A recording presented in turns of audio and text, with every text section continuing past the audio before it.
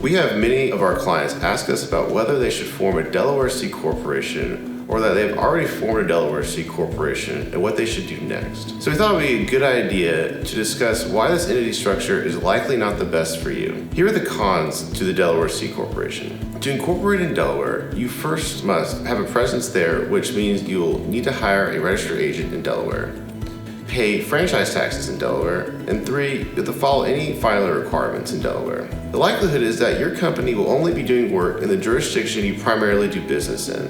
So let's assume Texas here, where you will also have to have a registered agent, pay Texas franchise taxes, and follow Texas filing requirements. This means that you'll have to pay to work in 2 states when in all likelihood you will only work in 1 state at first for a while. Additionally, the C Corporation form is not always the best suited for startups. Just because some investors prefer C corporations and just because large companies have a Delaware C Corporation does not mean that this entity form is right for your situation. The corporate form is more rigid and formalistic than other forms like the limited liability company or LLC. So you may want to consider the benefits of being nimble at this young stage. Lastly, there are tax consequences in forming a corporation that are not present in forming an LLC, as you may be missing out on many upfront deductions by making this choice. So all that being said, there are of course pros to the Delaware C Corporation. Delaware has a well-established court of chancery that specializes in business law, and it has a strong body of law that is business friendly. Delaware also has greater privacy requirements in disclosing names of directors and officers.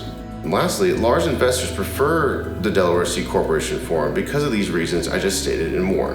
However, unless you have a big-time investor who is wanting your company to be a Delaware C Corporation, or you can with certainty see that your company will be working in multiple jurisdictions from the get-go, the Delaware C Corporation is likely not the way you should go. Also, keep in mind that you can always convert your entity to a Delaware C Corporation if and when it becomes appropriate and beneficial for you. There will be costs associated with this, but the conversion should pay off if you are doing this to gain a large investor, for example. To conclude, you should instead form your company in the state that you will do most of your business in and choose a form that best fits you, which, if you are a startup, is more than likely an LLC.